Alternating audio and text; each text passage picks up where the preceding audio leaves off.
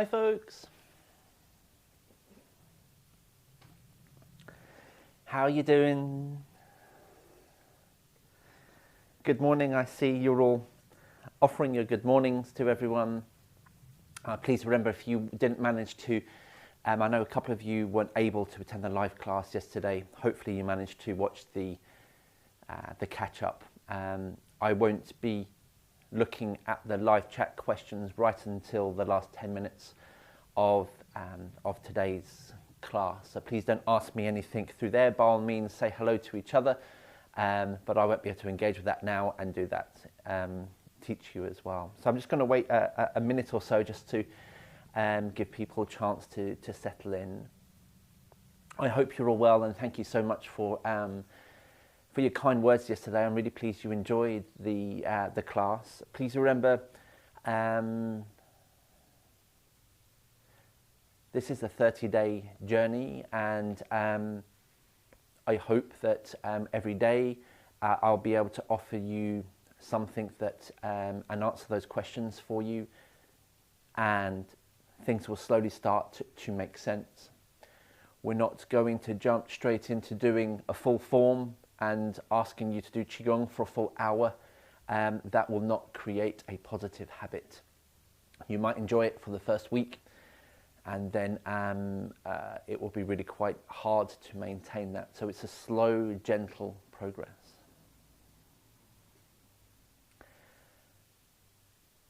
So let's start today. Welcome. And what I'd like to do is very quickly just some housekeeping really.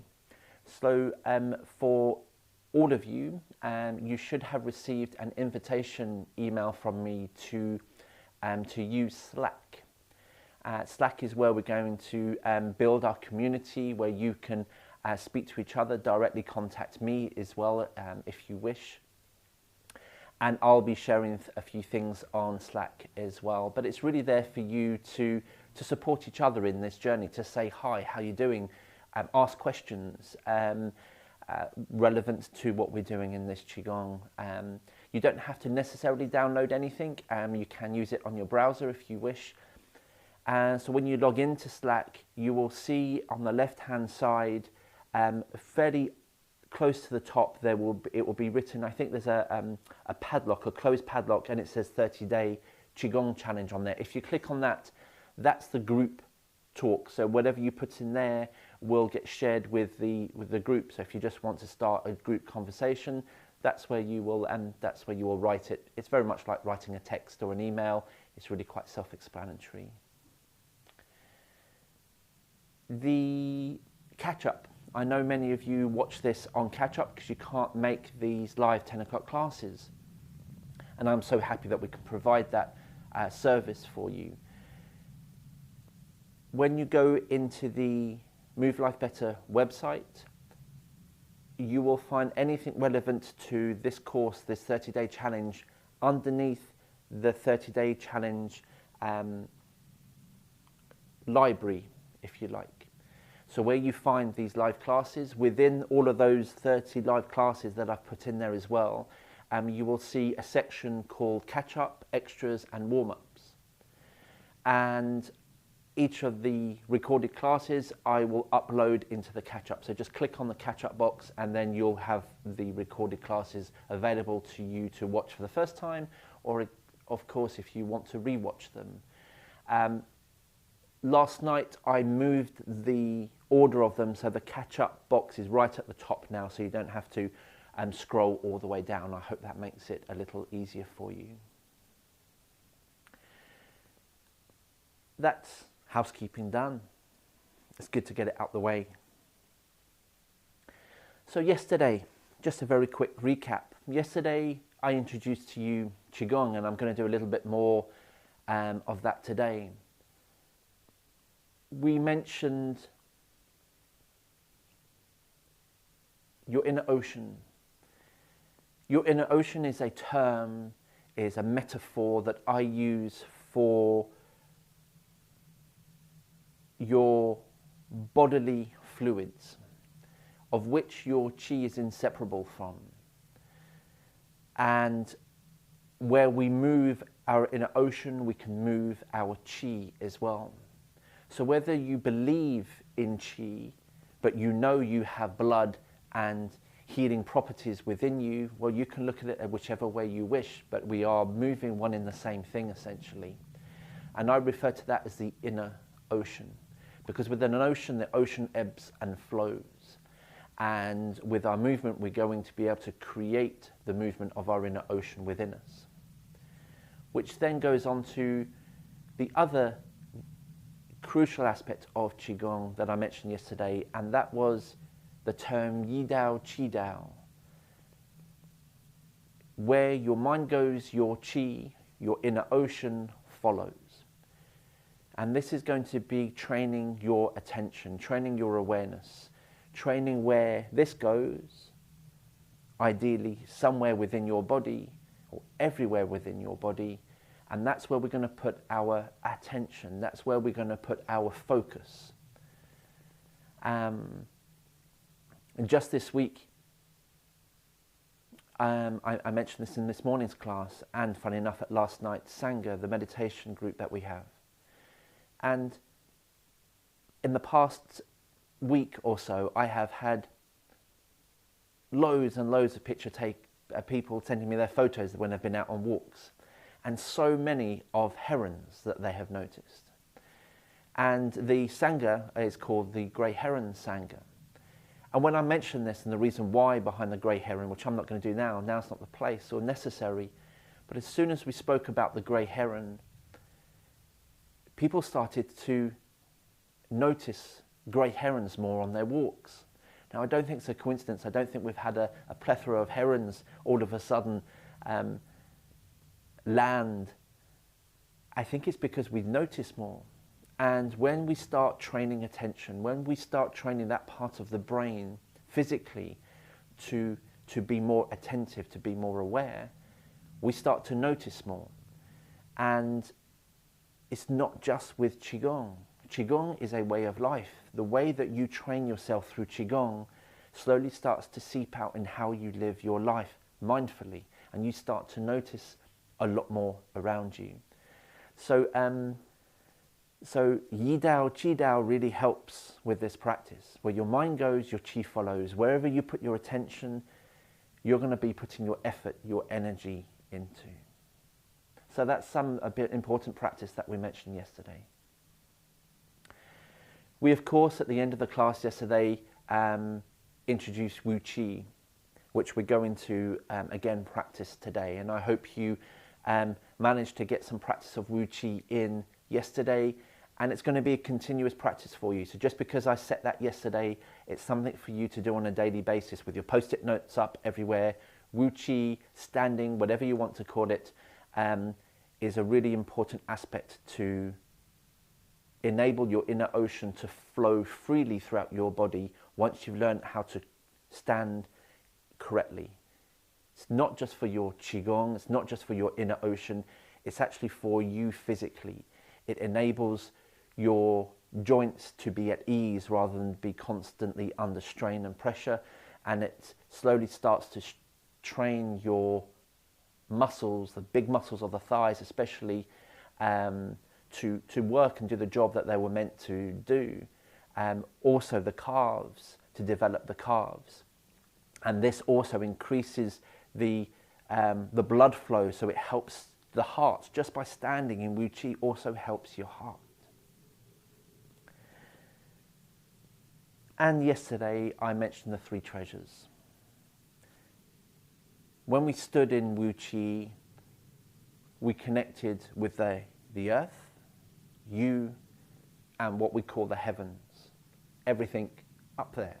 The skies, the universe, the planets, the stars, the clouds, you name it. Everything above our heads we call the universe.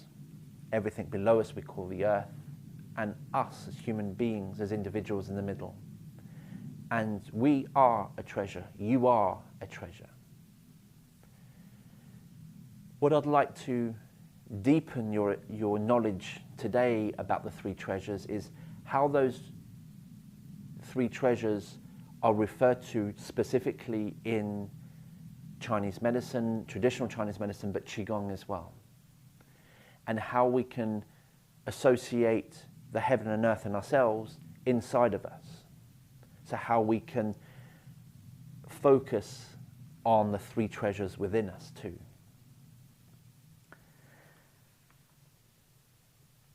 The three treasures within us are energies.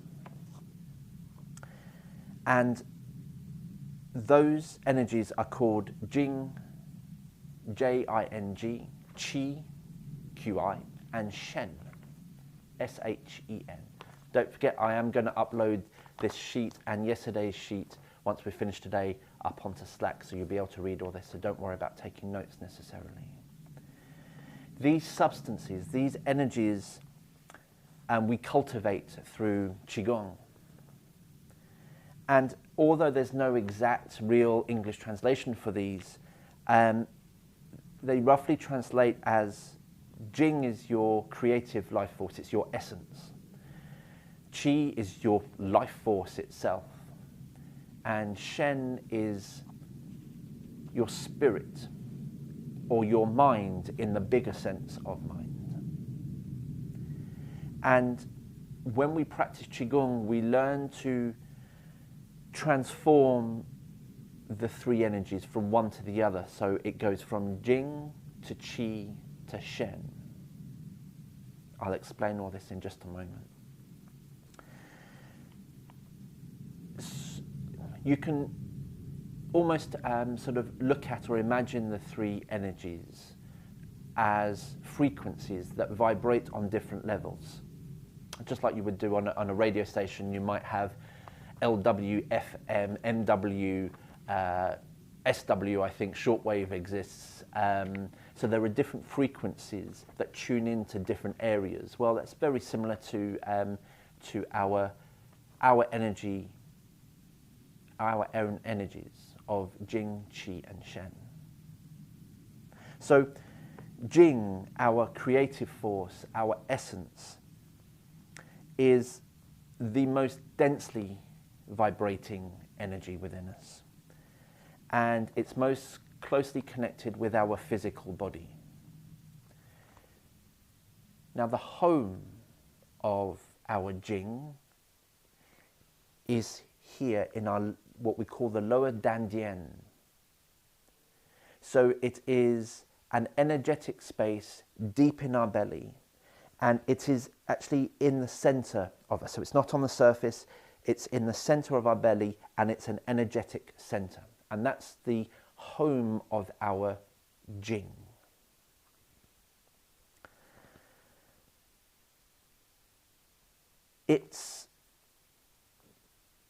I've written here, it's the physical substance out of which our life unfolds. And I like to work in metaphor and analogies. So I'd like to describe Jing to you. We can liken Jing to the wax and the wick of a candle. Bear with me, this will hopefully all make sense in the next couple of minutes. Our Jing becomes depleted and we can lose it through excessive stress and worry in our lives. But through what we eat and our Qigong practice, we can restore it. There's the good news. And when I mean what we eat, I'm not going to go into a nutritional course here because that's a completely 3-year course by itself, but essentially eat food that's not been overproduced, eat food that is preferably local and hasn't traveled too far, and that's in season. And we can also relate the food and drink to Qi. So it's like we are taking in that energy, so it can be, it has its own qualities. The food and the drink that you consume has its own quality For instance, a Mars bar and a glass of wine compared to a, I don't know, a stir fry, a fresh stir fry with lots of vegetables in it and a glass of warm water. We can see where I'm coming from here. There's good and there's bad, and I'm not saying don't ever not have a glass of wine, but that it's actually in proportion, okay, balanced. So then I'd like to move on to Qi. Qi is our life force energy. It's the one that's most commonly referred to. Qi is what animates within our bodies. It allows movement of all kinds, of all sorts in our body. So the movement of our breath, of our lungs, the movement of our blood through our bodies into our organs, the organs themselves that move.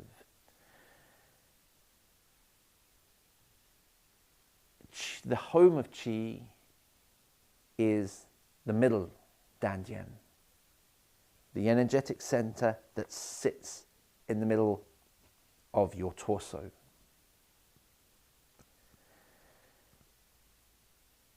If Jing is likened to the wax and the wick of a candle, Qi is likened to the flame of the candle. The energy that's produced from the physical base of the wick and the actual wax of the candle itself. So in order to, we can't have the Qi without the Jing, we can't have the flame without the wick and the wax of the candle. But the Qi is the flame. It's that source of movement when we see a flame flicker. It's the source of heat. It's the energy that's produced from the wick and the wax. And then on to the Shen, the third of the three treasures. And this is our spirit, our mind, as I said, in the bigger picture of things. And the home of Shen is in the upper Dantian, in the center of our head. It's not the brain, it's in the center of our head, and it's in the energy center that sits just in the center of the head. And Shen is very closely related to the heart. Shen is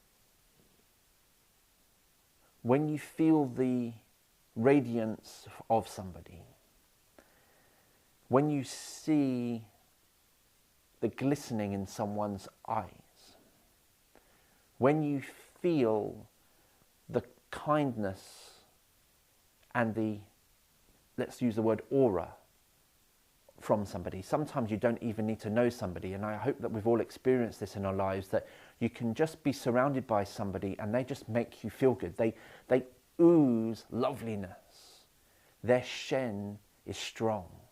That's the Shen. It's what radiates the kindness, the generosity, the compassion, the love. That's Shen. So the Shen,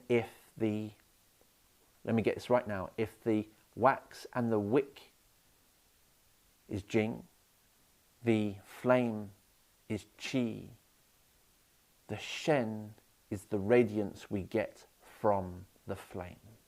You know, when you look at a flame and you just get lost in its beauty, its radiance, its glow, that's the Shen.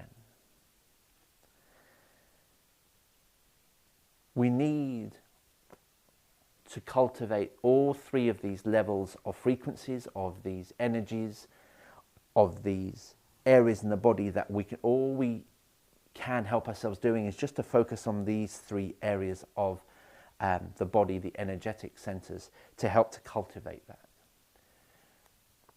but it all relates down initially here into your lower dantian. If we've got a strong qi, if we've a strong jing here, then that will help build the base of the candle. The wax and the wick constantly grows, therefore the flame can constantly burn, therefore our shen, our spirit, can be constantly radiant. So more often than not, when we are practicing Qigong, ordinarily we focus on the lower dantian for those reasons I just mentioned. So if I ever mention bring your awareness to your dantian, and I don't specifically mention lower, middle or upper dantian, I'm always referring to this one here. If I ever want you to focus on any other, I will specifically mention the upper or the middle dantian. So that brings you your knowledge of what really underlies Qigong and traditional Chinese medicine and how it works and what makes somebody full of life, full of energy, physical energy, get up and go, compassion, a whole rounded, wholesome person depends on their balance and harmonization of their Jing, Qi and Shen.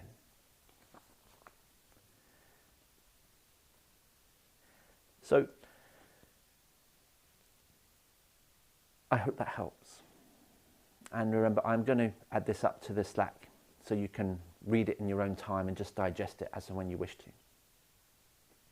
So let's get up now and let's do some standing in Wu Qi. And today I'm going to introduce the belly breathing to you.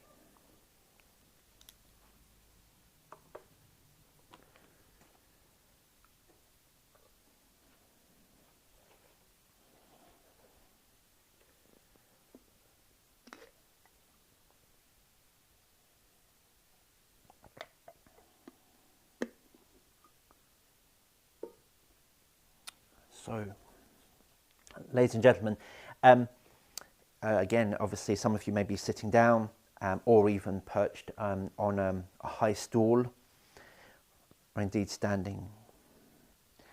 Parallel lines on the soles of our feet. Feet are underneath our hips.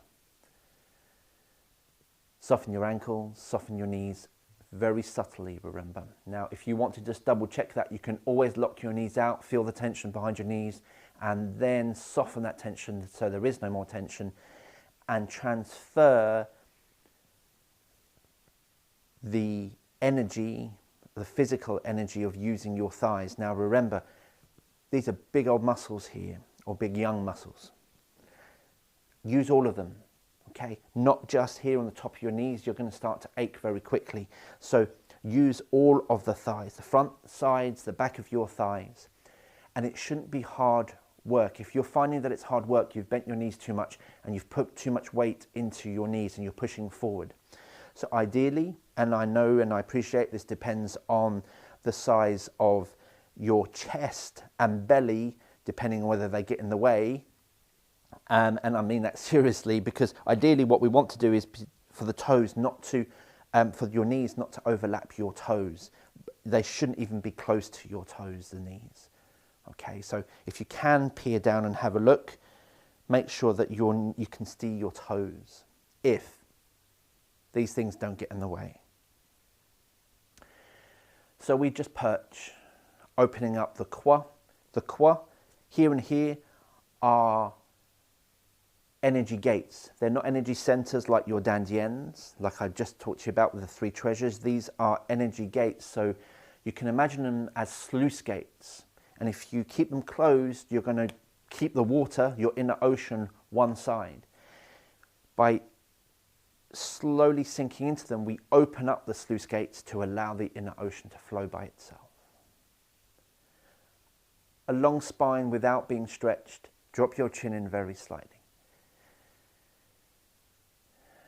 Turn your palms, they're facing behind you. This allows the armpits to open, to allow the qi. This opens up the sluice gates of the armpits. connect your sky hook, your imaginary hook, to the heavens. Connect your feet down into the earth.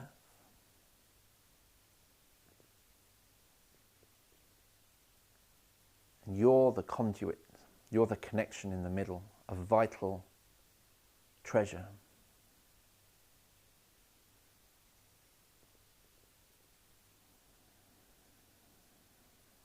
And without too much effort, let's just practice a little bit of Yi Dao, Qi Dao, where your mind goes, your energy goes. So I'd just like you to bring your awareness to your lower belly. Just deep inside of you. If you like to visualize, visualize. If you can feel, feel. Or if you just want to pop your mind into your belly,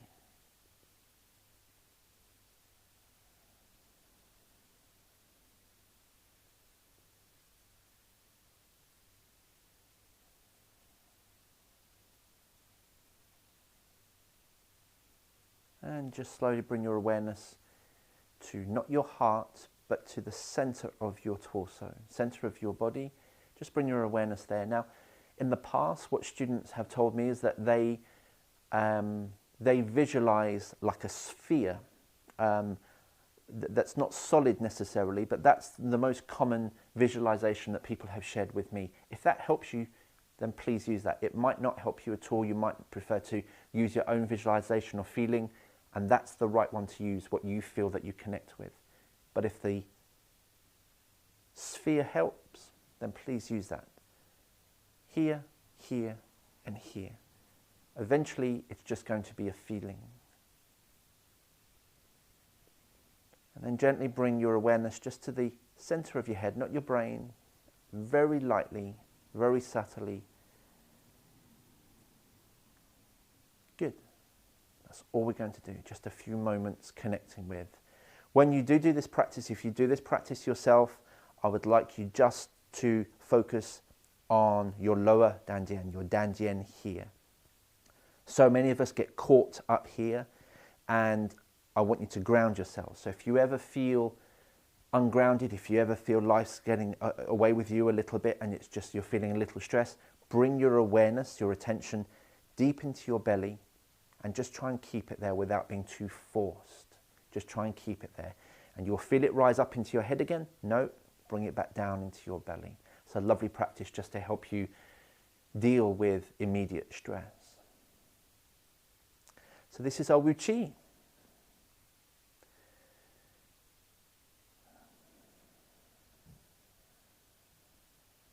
Let's just stay with this for a little while. And notice if you need to just move your body just to correct your posture, please do so. There's no suffering involved.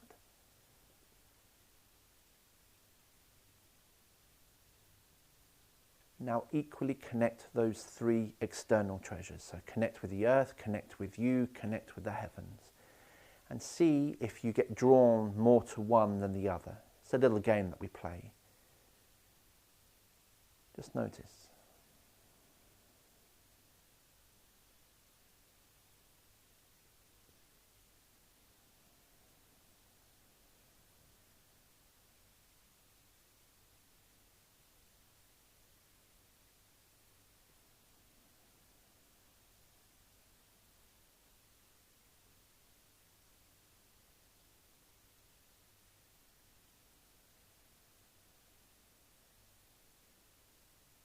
Good.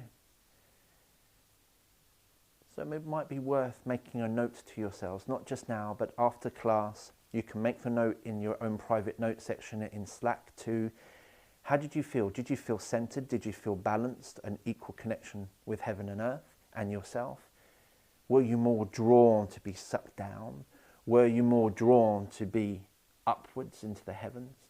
Just notice, and it's a lovely practice for you to do, because what you ideally want to do is to be able to be balanced between all three of these external three treasures. It is also a beautiful thing to do when you go out for a walk in nature. Not to be up here, not to be too low here, but to be in your body and expanding both up and down. So when you're walking, you walk a little bit more upright and you can connect with the heavens, you can connect with the earth, but you're in the middle. And when you slow your walk down and you can just make that connection all the time, it's just a beautiful way to slow down, but also to start to notice what's going on and to keep your attention training going on. And when you can do this outside in nature and you connect with nature even more, it's even more healing and powerful.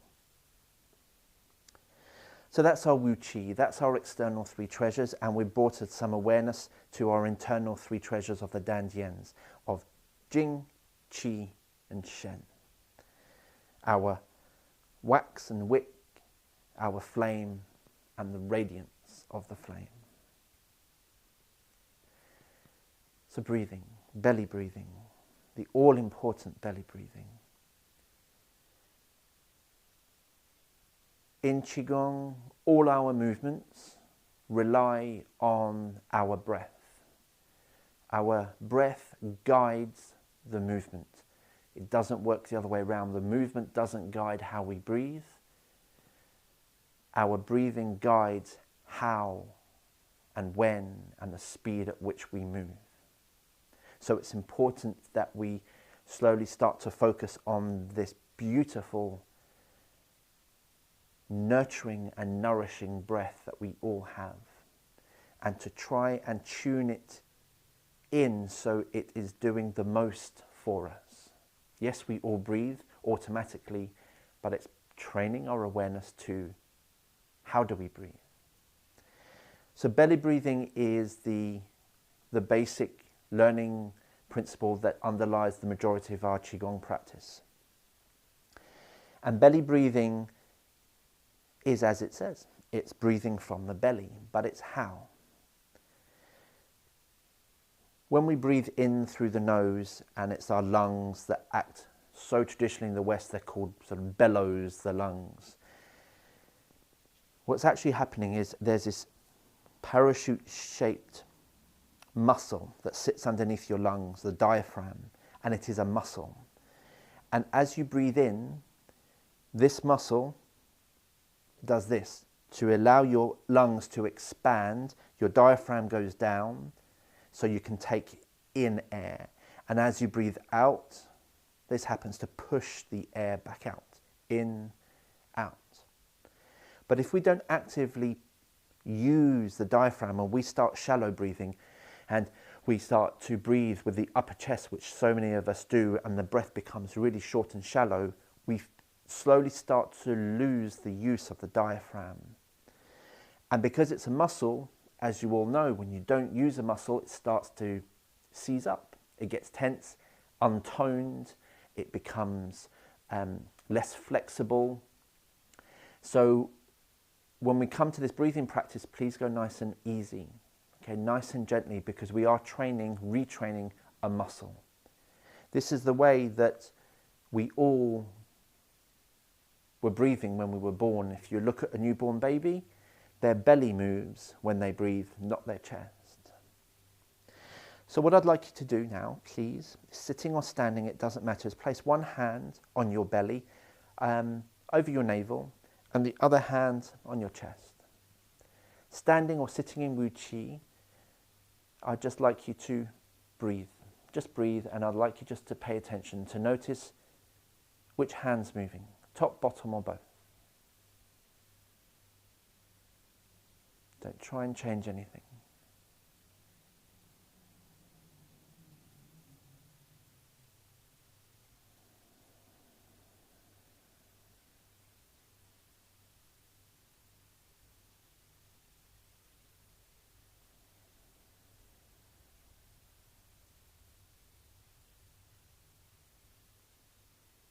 Good.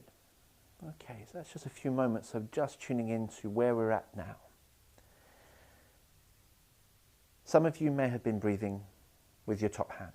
You may have felt more movement up here than you were here. Some of you may have felt just your bottom hand moving, or more movement with the bottom hand. Some of you may have felt both hands moving. Where we all want to be able to get to is the bottom hand is what moves. predominantly. Yes, the top hand will move because the lungs are there, still there, and the rib cage, so we still are going to engage that, but we want to focus predominantly on the bottom hand. And so, as we inhale, I'd like you to imagine that your belly's like a balloon, and as you inhale, the balloon inflates. And that's the diaphragm that's coming down that allows the belly to open up. As you exhale, your balloon deflates. Breathe in, breathe out. Breathe in, breathe out. We take our breath ideally through the nose, both the inhale and the exhale.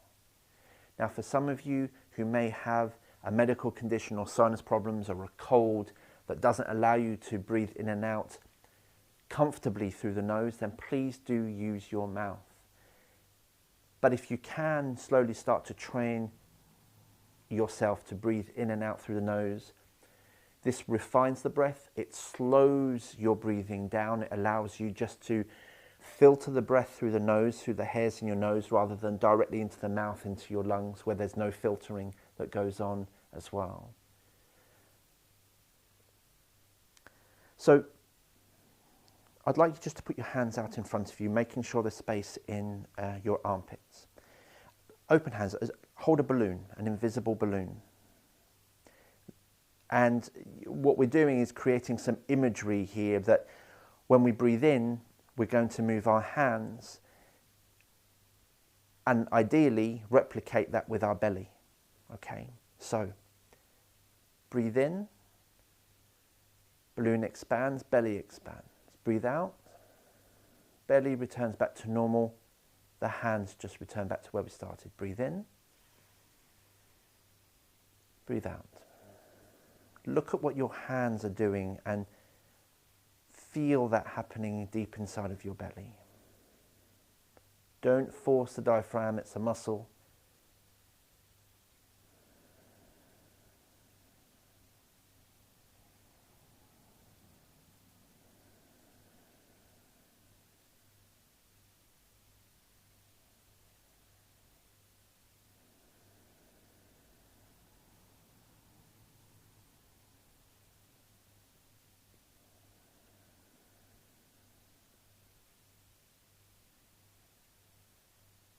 Ideally in and out through your nose.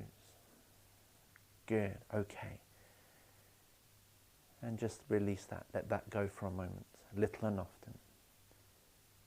Breathing in and out through the nose can sometimes, when you're first doing this, make you feel a little lightheaded. That's because we are refining our breath so much. Just refer back to your normal breathing through the mouth. If that happens, take a seat. If that happens, it's common, okay, but it does go really quite quickly the more you learn to breathe in this way. So now we've got the visual practice of what we're doing. Let's pop our hands on chest and belly again. Wu Chi standing. Obviously the hands are placed differently just so we can connect with the body. And now breathe in and out through the nose again. And I'd just like you just to feel, if you can, direct your inhale and exhale more so to the belly. So let me show you. I'm going to stand to the side a little bit. As I breathe in,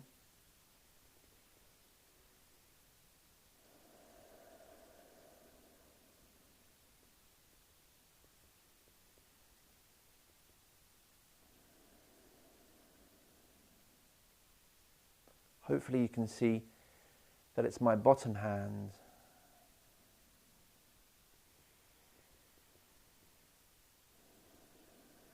that's moving in and out. Hopefully you can see that from this distance from the camera, but that's what we're looking for. So together, let's do this practice.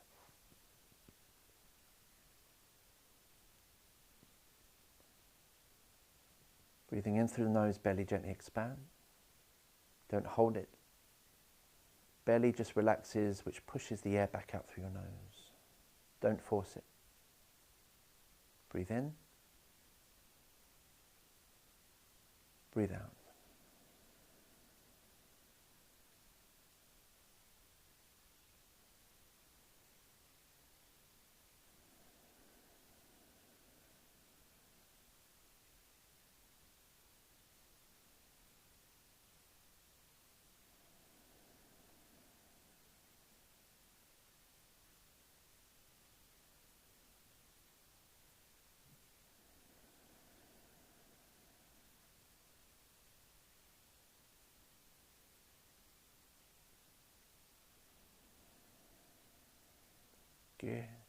Wonderful.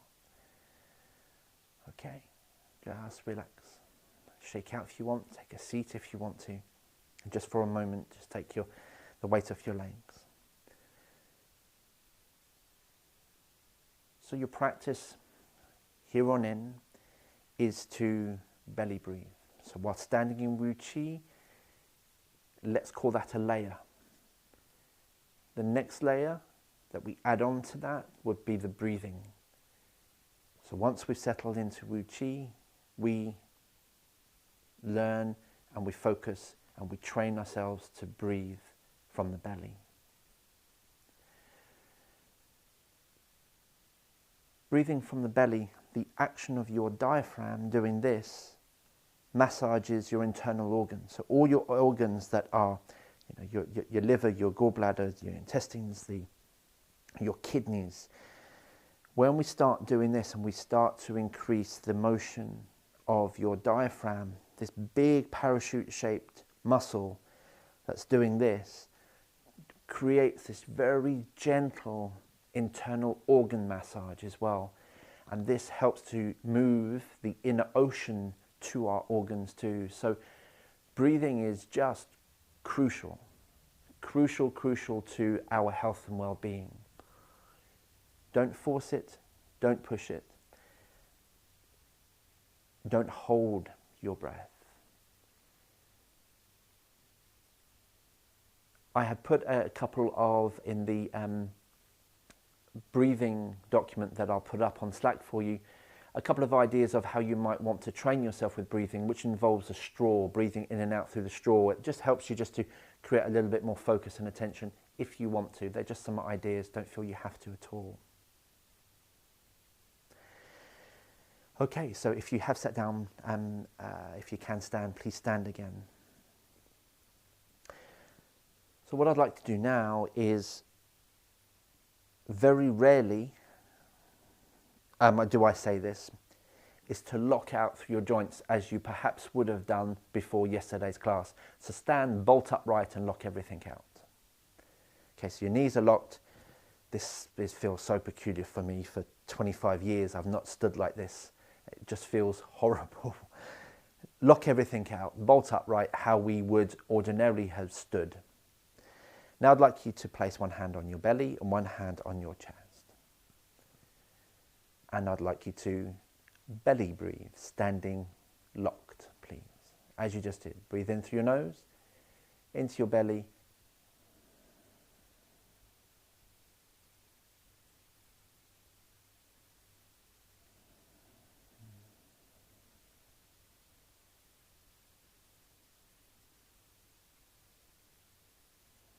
I would just like you just to notice how easy or difficult is it to belly breathe now. Good. Lower your hands. Ease yourself back into your Wu Chi posture. Feet parallel underneath your hips. Soften your knees. Sink into the kwa. Feel it. Always prod. You'll always see me prodding and poking myself. Prod, make sure there's a defined crease either side of the pubic bone. Doesn't have to be deep, but there's a defined crease. Relax buttocks. Good. Engaging your thighs. Nice long spine. Chin in. Okay. Let's go back to your breathing. Hand on belly and chest.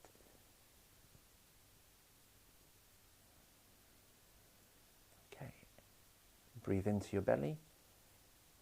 And I'd like you to notice if there's any difference between when you were bolt upright and now standing in Wu Chi.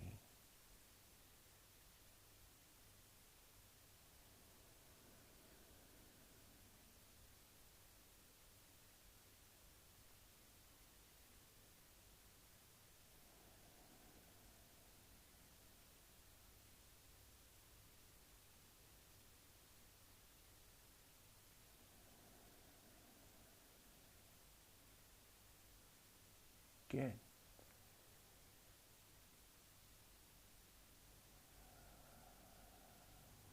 Make a point of noticing that. In a moment when we have our chat online or later on Slack throughout the day, whenever you want to, feedback, let me know if there was any difference.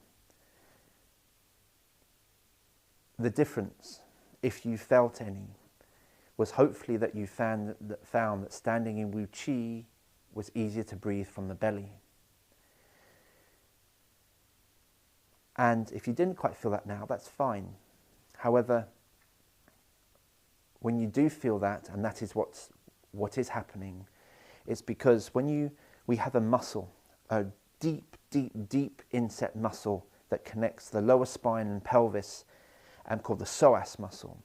And this muscle that connects the pelvis and the spine together also has sort of these tentacles that run out that connect with the diaphragm and the spine, higher up the spine here. So when we are locked, that psoas muscle is tense, it's being pulled tight. So your diaphragm is going to be working against a tense psoas muscle. It's not going to have much room to be able to do what it needs to do.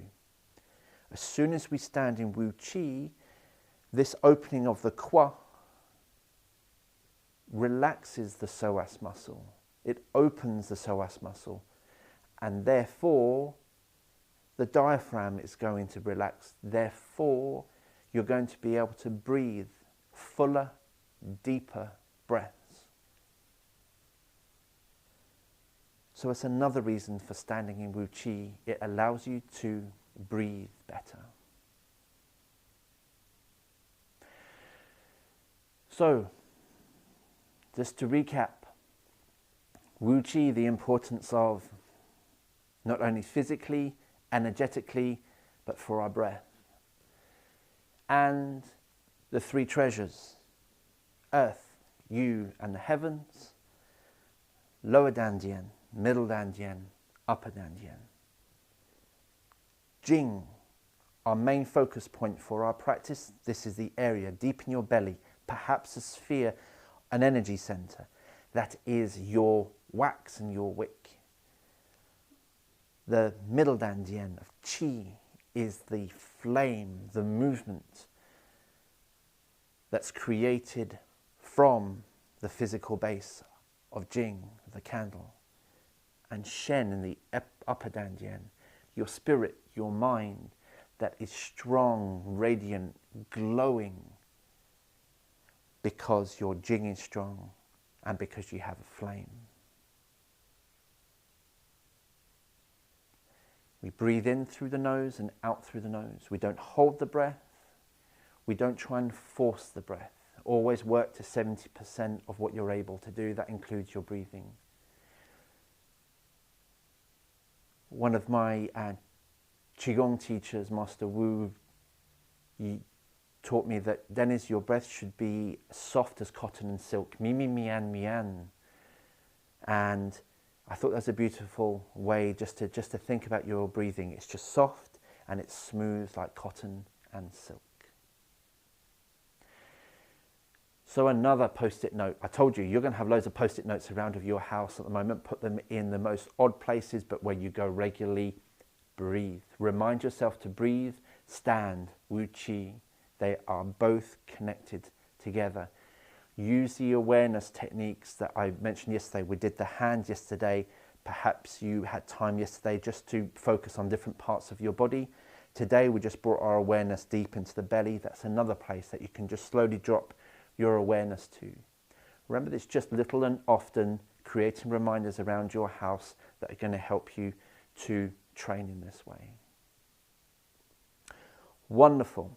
So before we go on to the live chat, I just want to close with a bow.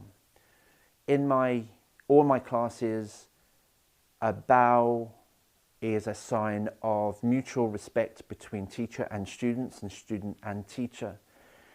It just shows that we are of equal level, and it shows a bow of love, a bow of generosity, a bow of compassion, a bow of togetherness, a bow of respect. So the bow, when we do finish any of our sessions, we take what we call a narrow stance. So we shift our weight. It's not a lean, we just shift the weight, which is something we'll get into as the days progress. And we bring one foot in, shift the weight the other side, bring the other foot in. So we come in from a hip width stance to a narrow stance. I would then bow in front of you.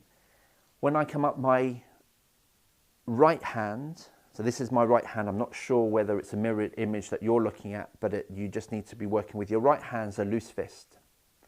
Your left hand is an open palm where your thumb is bent. And you place this part of your fist just lightly into the palm of your open hand. And we just bow. Then place both hands lightly pressed together in front of your heart level.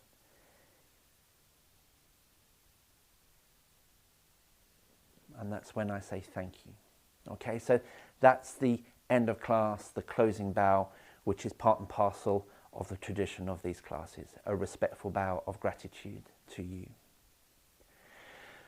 So let's go to the live chat. If you've got any questions to ask, I'll do my best to answer them now. And please don't forget, we've got the Slack function, which is going to be a lot easier to be able to have a bit more of a free-flowing question with everybody. And please, I encourage you to all get in touch with each other.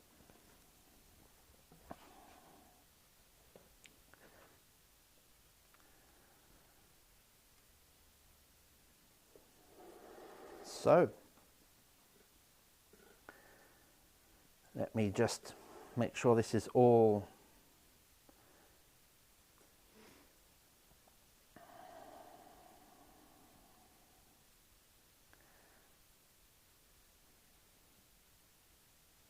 okay. Andrea, take care. I know you've got a meeting. Thanks. Speak to you soon. Bye-bye.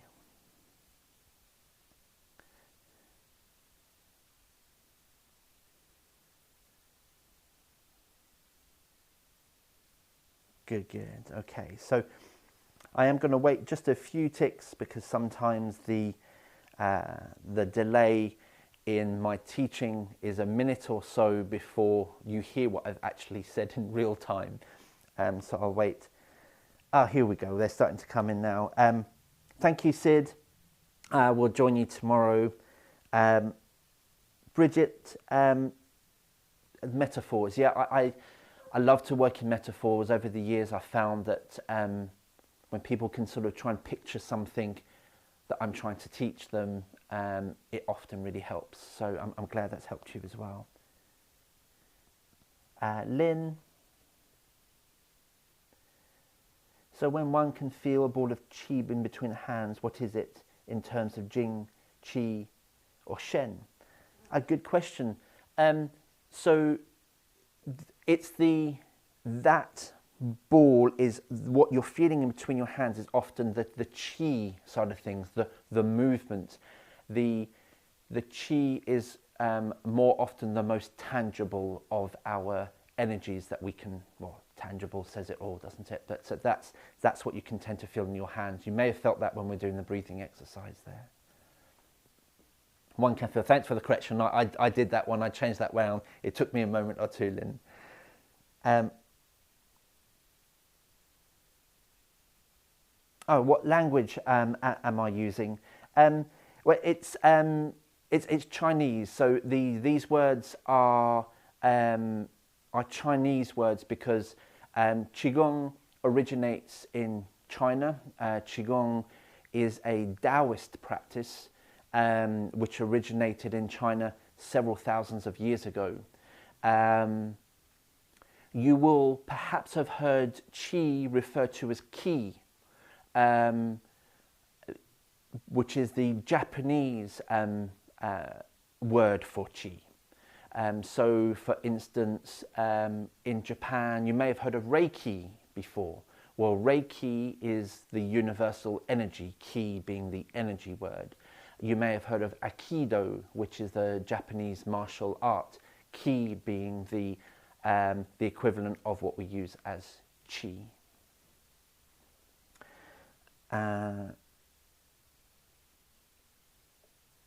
Verena, aching shoulders while standing in Wu Qi. As I mentioned yesterday, when we start to release and the flow of our inner ocean starts to get to areas that are really blocked, the neck and the shoulders can tend to be quite an area that are blocked in so many people. So it can actually create a little bit of discomfort. Don't stand there, don't suffer, shake out. Make sure that your shoulders haven't risen up by your ears when you're doing this, and they're not pushed down. Just let them relax naturally, soften naturally. When you're turning your arms out, it's not forced. Don't turn out from your shoulder, turn out from your elbow. So if I'm standing here, make sure this isn't happening, because this could be a habit energy that you've not used to. So perhaps you might want to look in the mirror when you're standing in Wu Chi. Soften your shoulders. And when your arms are out, don't lift your shoulders up. Just turn your elbows out very slightly, very, very slightly. And just let the air around you support you, as if you're being supported in this big pillow of air. Okay, I hope that helps.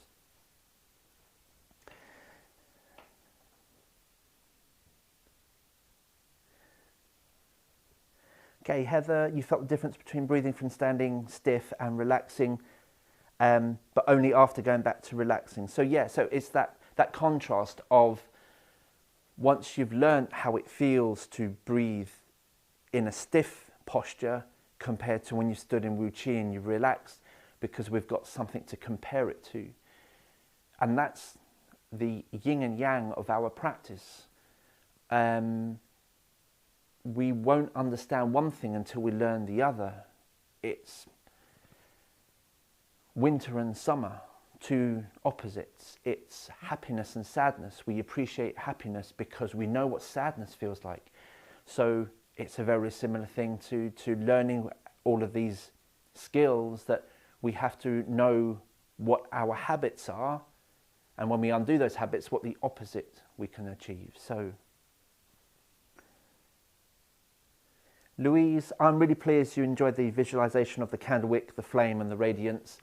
Yeah, I like that one too. That's one that I can really connect with, and many other students can. And when we know that that's how this is all working, it gives us more impetus and direction for our practice.